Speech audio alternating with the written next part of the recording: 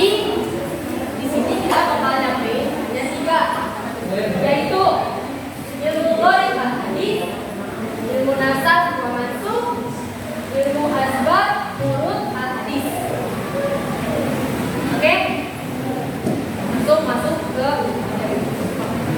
yang pertama kita bakal membahas ilmu ghaib. Ilmu ghaib al-hadis. Apa sih ilmu ghaib al-hadis? Tahu ghaib enggak?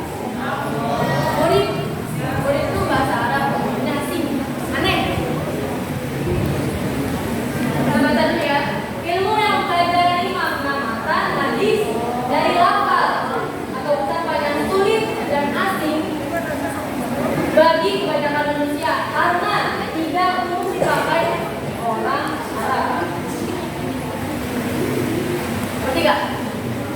Belum. Maksudnya gimana sih Kak? Jadi ada suatu hadis. Kita masuk ke contoh. Kelihatan gak Pak?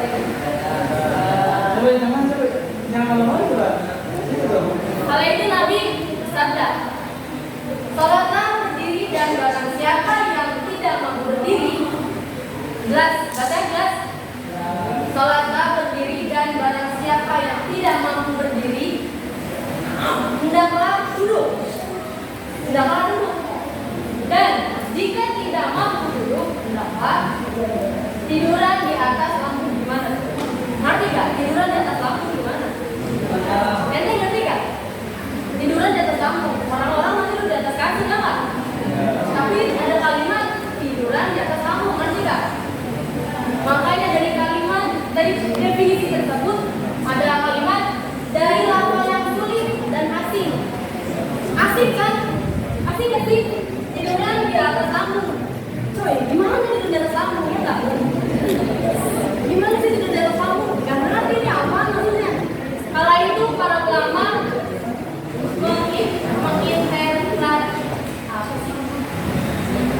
interpretasikan kalimat yang sulit ini ke ubah.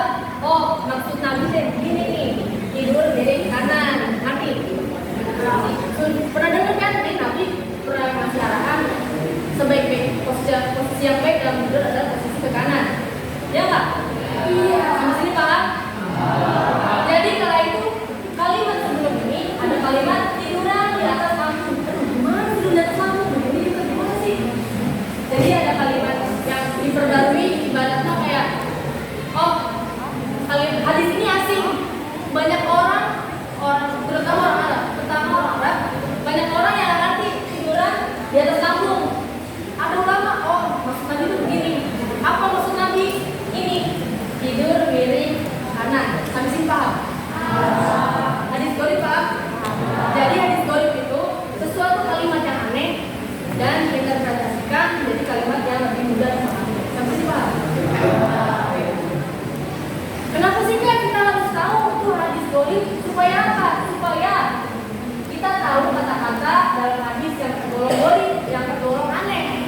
Kalau contohnya kayak tadi, hadis tadi aneh tuh, kalimatnya nggak kita pahami, itu termasuk hadis ghaib. Dan bagaimana metode para ulama, kan yang tadi kakak bilang nih, udah tahu ada hadis begitu, ulama langsung bergerak cepat untuk memberi penjelasan lebih detail yang lebih mudah, paham kan? Para ulama memberikan interpretasi kalimat ghaib dalam hadis tersebut. Sampai sini paham? Nanti, serius. Oke, lanjut. Oh ya, sebelum. Ini kita catatnya ya, ada al-faid fi ghaib al-hadis karya al-Jamal Syari an Nihaya fi ghaib al-hadis wa al-Asar karya untuk dan banyak lagi. Kalau kalian benar-benar kamu pengen baca ini, gimana sih ngelakuinnya gini? Kalau kalian benar-benar pengen menggali, pengen lebih tahu, kalian bisa tahu tadinya. Kedua, hadis yang semua udah tahu kan? Sekarang kita masuk ke paham nggak? Saya harap ada beberapa yang kita tetap tadi saya omongin. Oke? Kalau nggak perhatiin, nanti nggak paham. Soalnya ini hadis-hadisnya kayak asing gitu. Jadi kalau kamu nggak perhatiin, nanti kamu salah persepsi gitu, salah pemahaman gitu. Makanya kalau perhatiin ya Udah bisa masuk? Udah siap buat pelajaran yang ilmu nasab wa mansukh? Siap ya? Ilmu nasib wa mansukh. Nasib wa mansukh. Ada nasab wa mansukh. Sebelum kita lihat dulu definisinya, kelihatan nggak? Ini ada nggak ngalamin nih? Enggak kan? Ganti-gantian ya. Ilmu yang membahas tentang hadis-hadis yang menasab dalam arti menghapus hukum dan yang binasa dihapus hukumnya.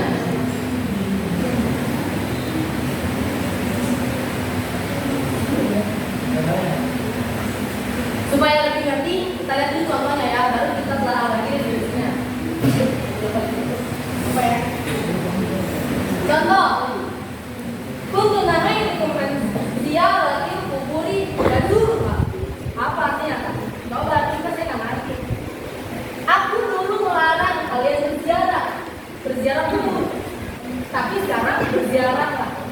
Nih sebelum mau nanya, kira-kira nih Nabi ngomong sekarang berziarahlah itu pada saat Nabi masih ada udah nggak ada? Hah? Nggak ada. Siapa yang ngomong nggak ada? Kenapa nggak ada? Tolong dengerin kalimat kakak ya. Ini pada dengar bahasa Indonesia kan?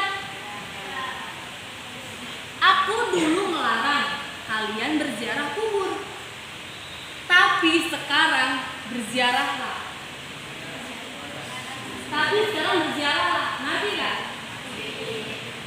Jadi Nabi ngomong tapi sekarang berziarahlah ketika sudah meninggal apa masih hidup? Hidup. Siapa yang ngomong?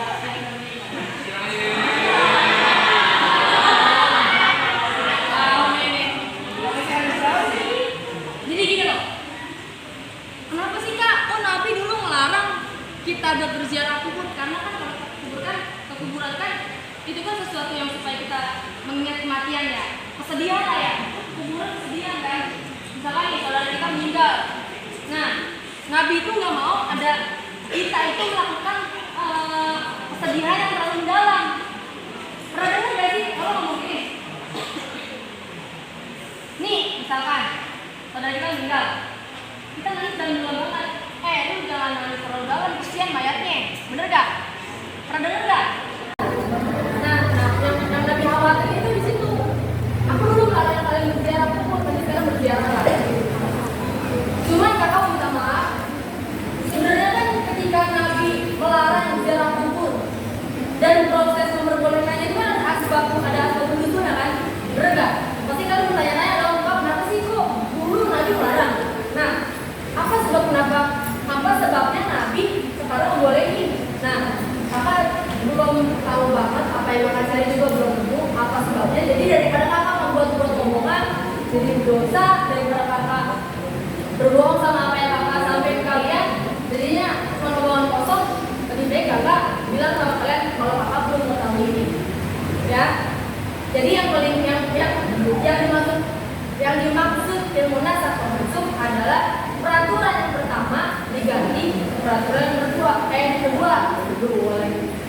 Peraturan yang kedua, apa sih Kak peraturan yang kedua? Contohnya hadis ini, kuntu nahaytukum an ziyaratil quburi fazurha. Aku dulu melarang kalian berziarah kubur, tapi sekarang berziarah. Jadi Nabi itu merintahin, tapi sekarang berziarah dalam keadaan Nabi itu. Karena setelah Nabi menyampaikan dilarang untuk berziarah ke kuburan. Nah, Nabi membuat sesuatu dan menjadikannya hukum yang pertama itu digantikan. Ada namanya nasabul badal. Badal kalau kita kan badali. Oh, udah badal artinya apa? Pengganti. Nah, berarti nasab yang pertama digantikan ke peraturan kedua. Peraturan yang lama diganti ke peraturan yang baru. Harusnya dipaham hadis nasab. Apa hadis nasab? Sesuatu yang dulunya dilarang namun diperbolehkan. Pada zaman kata kita Nabi, karena kalau misalkan Nabi udah nggak ada, tapi Nabi cuma ninggalin kalimat, aku larang kalian berziarah, berarti sekarang dilarang berziarah. Lanjut, masih paham kan? 3. Tujuannya, kenapa kita perlu tahu hadis nasab wa mansukh untuk mengetahui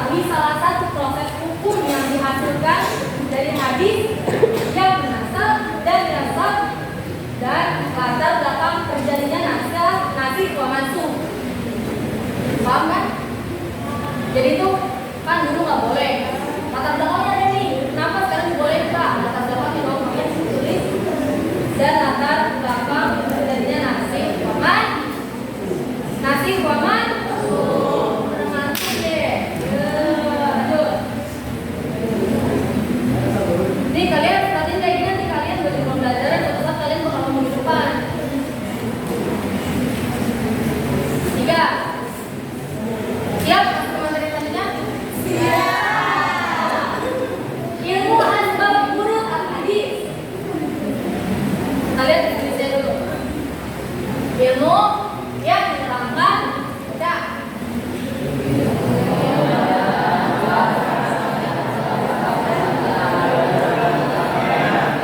Ilmu yang menerangkan sebab-sebab datangnya hadis dan beberapa latar belakangnya. Kita lihat contohnya dulu supaya gampang. Kenapa sih Kak? Aku contohnya dulu. Kenapa? Karena dari contoh kita bisa tahu apa itu definisinya. Dari Umar bin Al-Khattab bahwa Rasulullah SAW bersabda, "Inna mar'an dunya wa inna malikul mri'in mana wa mengkana hijratuhu di dunia bisiwa aw mati yang berubah wa hijratuhu ila ma hajaru alaihi." Sesungguhnya seorang laki-laki berhijrah dari Makkah ke Madinah bukan mengharapkan keutamaan hijrah, melainkan bertujuan untuk menikahi seorang perempuan bernama Ummu Qais. Ngeri. Apa? Coba tadi ulang lagi. Ilmu asbab nurul hadis. Ilmu yang menerangkan sebab-sebab datangnya hadis dan beberapa latar belakangnya. Jadi diceritain tuh kenapa datangnya hadis, diceritain latar belakangnya. Nih munculnya hadis tuh gini. Pernah ada sesungguhnya seorang laki-laki berhijrah dari Mekah ke Madinah bukan mengharapkan keutamaan hijrah, melainkan bertujuan untuk menikahi seorang perempuan bernama Ummu Qais. Muncullah hadis inna ma'akal dunia wa inna malikul mri'in mana wa. Jadi sesuatunya itu tergantung niatnya. Bisa contoh misalnya ini kita berangkat ke masjid nih, tapi niat kita berarti cewek cantik bang. Tuh jalannya emang pengen ke masjid. Jadi niatnya lain bang, niatnya aku pengen lihat cewek cantik. Ada cewek yang kemarin gue suka, ada nggak ya dia? Jadi semuanya itu tergantung apa yang diniatkan. Hadis ini menentang tentang sesuatu yang kamu kerjakan sesungguhnya tergantung pada niatnya. Sampai paham? Oke. Sekian dari kakak. Semoga ada yang mau ditanya nggak? Jelas atau kurang paham atau? Kalau kakak jujur aja yang tadi materi kedua. Sebab kenapa diperbolehkannya sama Nabi buat berziarah. Mungkin kalau yang mau tahu alasannya tidak. Kan belajar ya nggak? Belajar ya. Ya masuk materi. Terima kasih teman.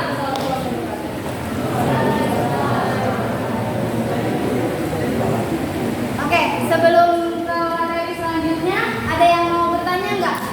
Tentang tadi hadis yang tadi ketentuan ini terangin. Gak ada. Artinya semua ngerti.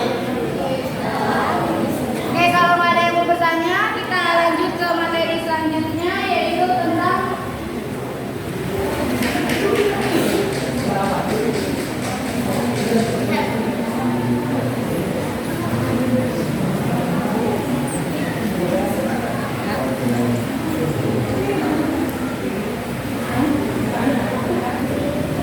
selanjutnya akan membahas materi tentang istilah-istilah dalam ilmu hadis yang akan dijelaskan oleh Ibu Huda.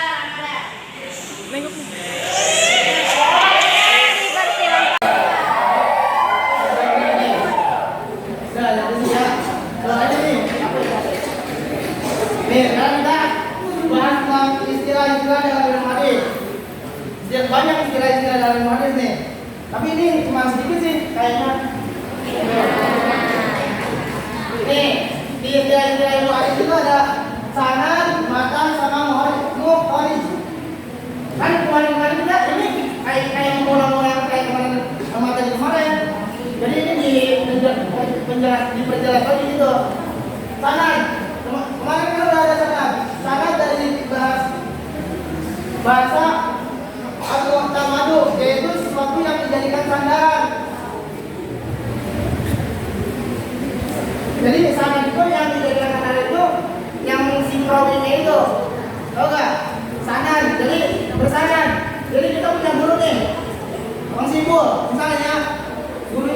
Abi nanti punya gurunya lagi, gurunya lagi gitu. Jadi bersanad nanti bersanad itu langsung ke Rasulullah gitu. Jadi ngaji itu kita pada sanad biar kita jelas ini dari mana, dari guru saya dari guru mana, guru. Jadi sampai ke Rasulullah gitu ya. Jadi jangan sampai sanad kita itu ke Google, ke YouTube, jangan begitu. Kita tuh harus punya guru. Kalau nggak punya guru, berarti apa? Setan. Nah, yang kemarin itu, sanad itu dalam istilah ya. Jadi, sanad itu isi hadisnya. Jadi kayak tolong ini yaitu hadisnya, ya kayak pokoknya mah isi hadisnya itu. Nanti nggak? Makan itu isi hadisnya itu.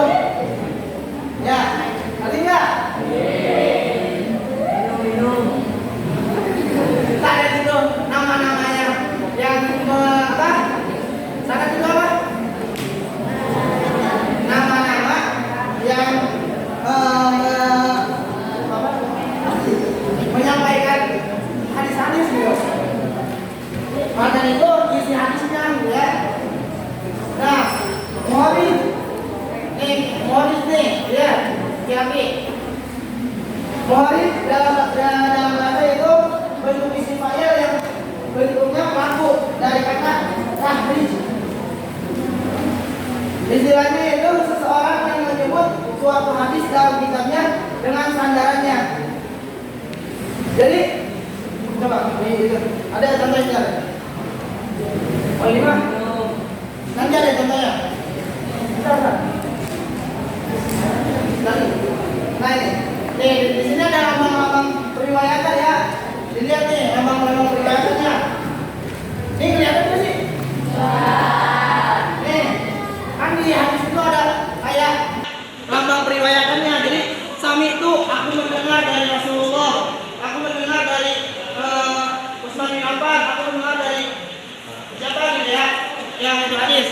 Di sini ada berbagai macam-macam gitu. Sami itu aku mendengar, berarti kalau aku mendengar, si dianya mendengar, satu orang doang yang mendengar gitu ya. Terus hadasani menceritakan kepadaku, berarti Rasulullah menceritakan kepada sahabatnya gitu. Ya, terus hadasana menceritakan kepada kami, bisa menceritakan kepada kami itu bisa Rasulullah itu sedang di mimbar gitu ya, sedang apa namanya, khutbah, menceritakan kepada kami. Kan kalau kami itu banyak gitu ya, kami itu jumlahnya banyak. Terus ada lagi nih, ahbaroni mengabarkan kepadaku, ahbaroni kalau Muhammad, ahbaroni Nabi Muhammad SAW gitu, mengabarkan kepadaku Nabi Muhammad di ini hadisnya. Ahbarona mengabarkan kepada kami. Terus anba'ani mengabarkan kepadaku. Berarti kepadaku cuma satu orang doang berarti ya. Rasulullah mengabarkan, ahbaroni mengabarkan kepadaku bahwa apa-apa dan gitu.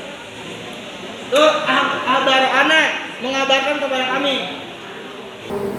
Nah, kan kemarin maksimal ini nih, metode murid menerima hadis dari guru. Kan ada berbagai macam-macam kan ya.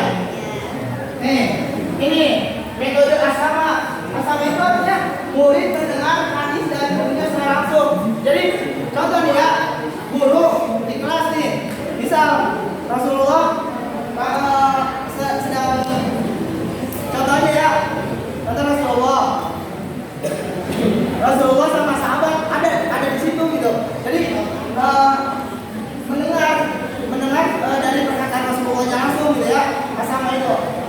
Nah terus metode al-qira'ah atau awrad, artinya murid membaca hadis sekaligus mendengarkan dan diluruskan oleh guru. Jadi gini, jadi kita nih baca hadis, kami misalnya baca hadis gini.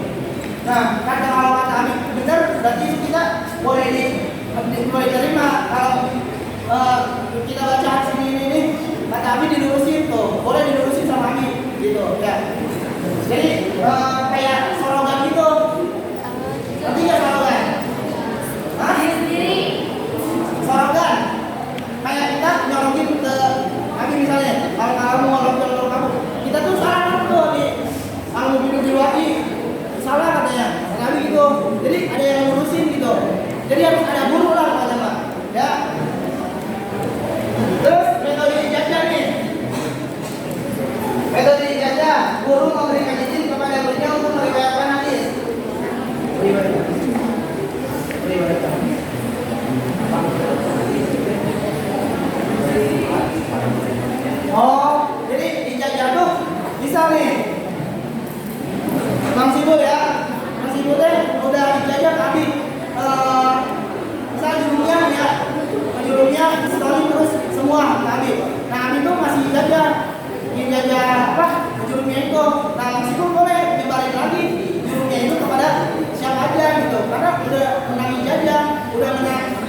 dia dari Abi. Jadi ada sanad dari Rasul ke Abi, kemudian gitu. Berarti ya. Lanjut. Nah, ini yang tadi lihat lagi. Orang ini kan ada dalam hadis ya, ada tadi yang nama meriwayatkan orang ini dia berkata kepada bahwa Nabi Muhammad berkata kepadaku ini. Jangan kali dia menyebut kepadaku, menyebutkan kepadaku apa-apa gitu Nabi Muhammad ini. Terus kan dari Nabi Muhammad atau dari sahabat siapa? Dengan apa? Bahwa Rasulullah pernah ngomong gitu, hadisnya gini, gitu kan? Ulama berbeda pendapat nih bahwa metode asrama sama qiraat atau qiraat. Pokoknya ada perbedaan pendapat yang metode asrama sama qiraat atau qiraat ya. Kita tahu gimana?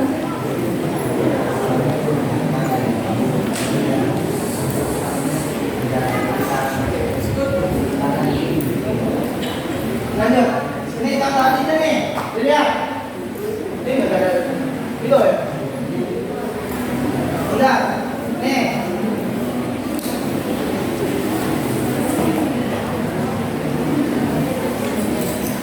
Nih, tadi apa ini namanya?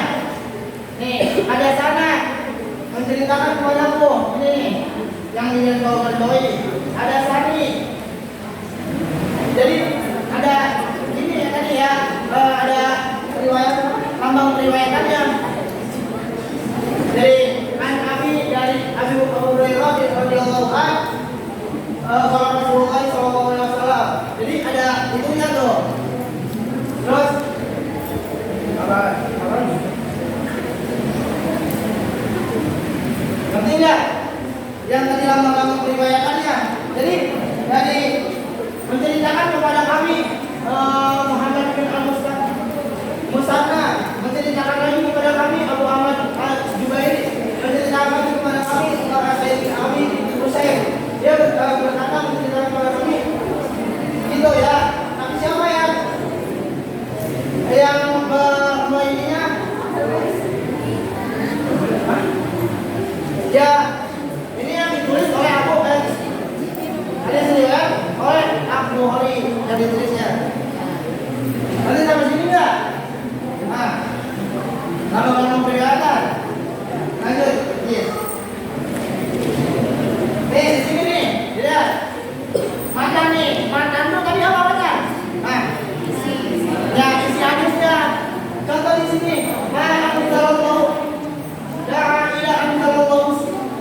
Syifa. Ini tuh makannya, isi hadisnya. Ya.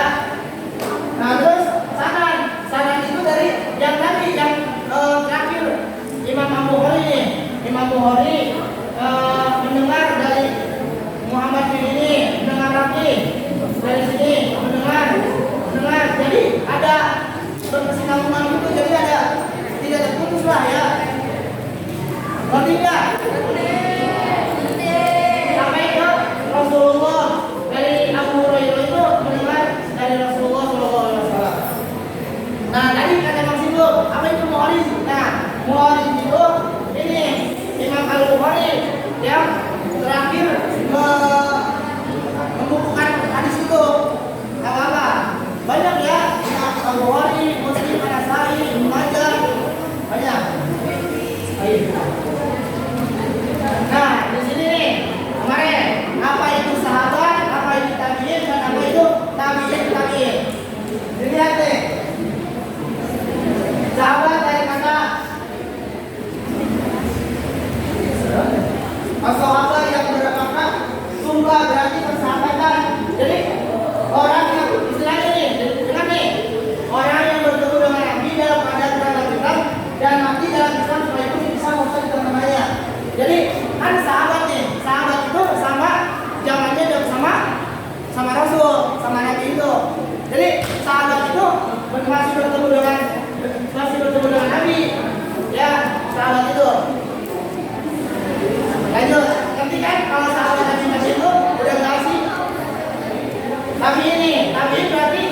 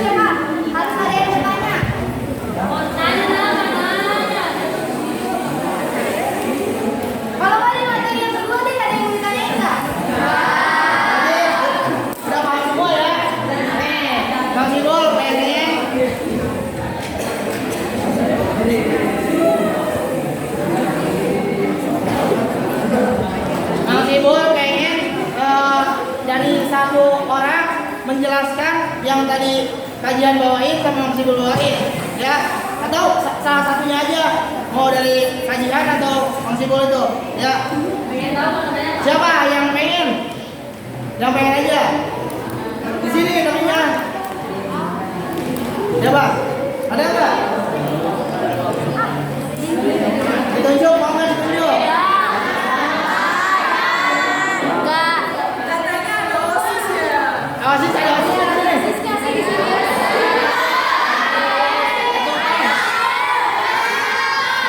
Harusnya sih ketua ya. Ketua mah kan harus pemimpin gitu, pemimpin. Ayo mana basisnya ini?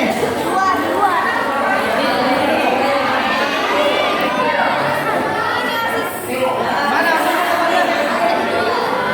Ayo guru, basis tuh harus ya.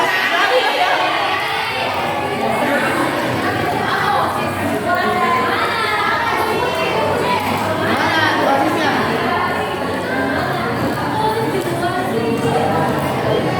Nih, boleh di depan pintu tuh. Gimana tuh? Basis tuh harusnya berani gitu. Laki-laki apa boleh?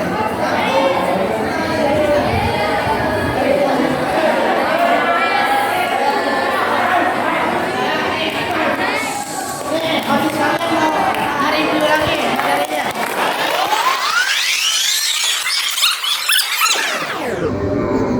Basis kalian nih harus baku.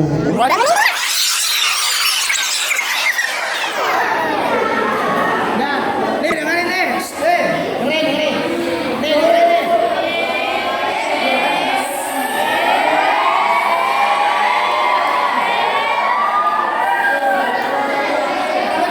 Asis kalian nih. Dengerin asis kalian nih. Udah, lupain udah.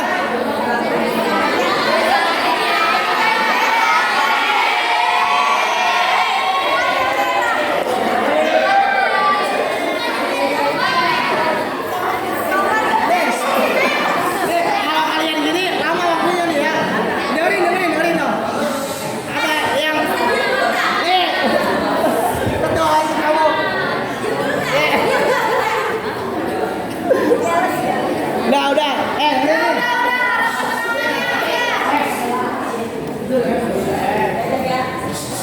nih. Ilmu gharib al-hadis yaitu yang dimaksudnya asing atau aneh. Contoh kalimatnya itu tiduran di atas lambung yaitu tidur miring kanan. Tujuannya untuk mengetahui kata-kata dalam hadis yang gharib.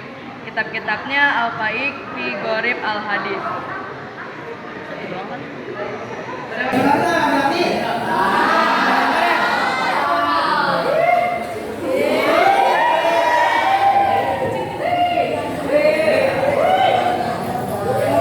Ilmu gharib al-hadis yang dimaksudnya asing atau aneh.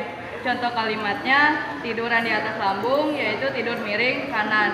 Tujuannya untuk mengetahui kata-kata dalam hadis yang gharib. Kitab-kitabnya Al-Faik fi Gharib al-Hadis. Yang pertama untuk apa?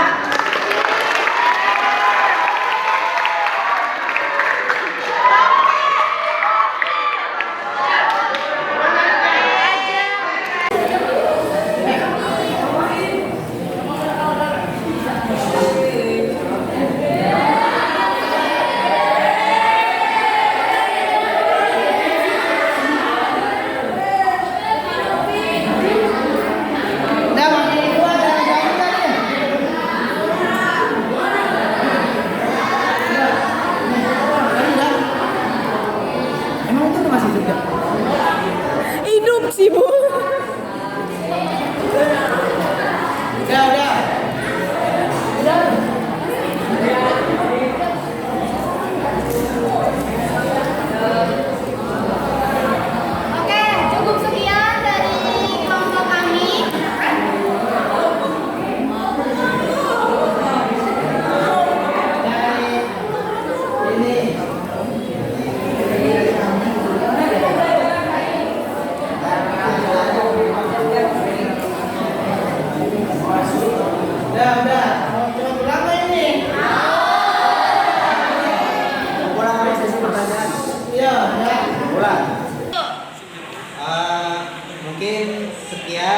segitu saja.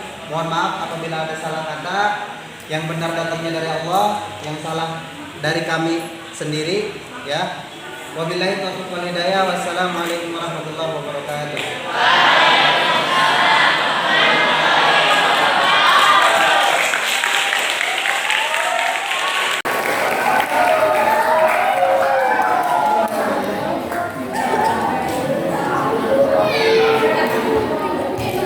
Doa dulu.